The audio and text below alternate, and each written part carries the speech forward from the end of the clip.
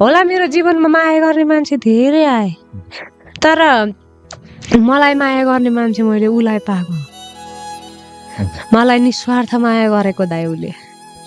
हामी धेरै समय साथमा बस्यौँ, तर कुनै पनि दिन उसले मलाई शारीरिक सम्बन्धको लागि जबरजस्ती फोर्स गरेन।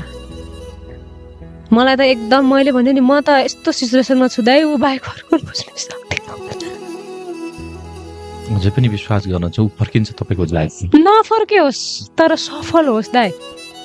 उसलाई यति गलत बोलेका छन् नि मान्छेले, गुन्डा हो त्यो, चोर हो, फटा हो, हल्लान हो, यति इमान्दारमा मैले एक दुईजनाबाट सुनेको छु, धेरै इमान्दार पनि हो रे ऊ।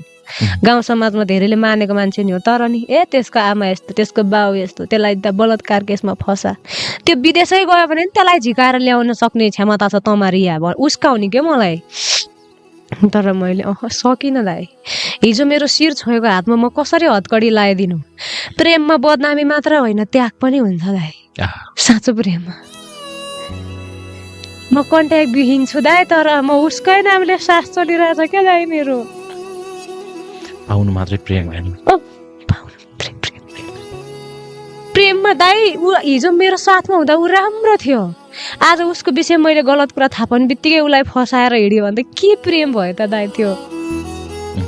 म त भन्छु आफू सफल भएर निस्क्यौ, तिमीलाई गलत भन्ने मान्छेको अगाडि, तिमीलाई गलत तरिकाको ट्रिट गर्ने मान्छे त्यो होला, तिम्रो गल्ती कमजोरी होला, म मान्छु।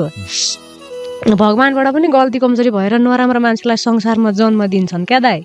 बलात्कारी, अपराधी, हत्या जस्तो जघन्य अपराध गर्ने अपराधी जन्मिन्छन्, भगवानबाट नि गल्ती हुन्छ। तिमी मान्छे हो, गल्ती भयो होला, म मान्छु।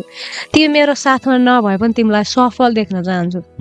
तिमीलाई सफलताको झन्डा गाडेको हेर्न मन छ मलाई।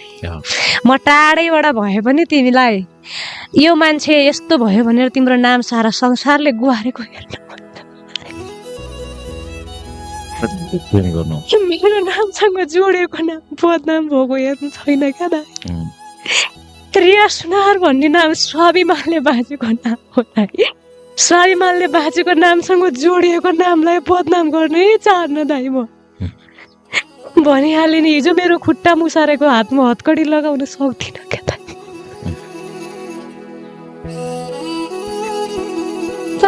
सक्छ भने मेरो अन्तिम पटक म मरेको खबर पाए आइदिनु भन्छु। जीवनभरिलाई अँगाल्न नसके पनि म मरेको खबर पाए आउनु भन्छ दाइ। मलाई त आफ्नो भन्दा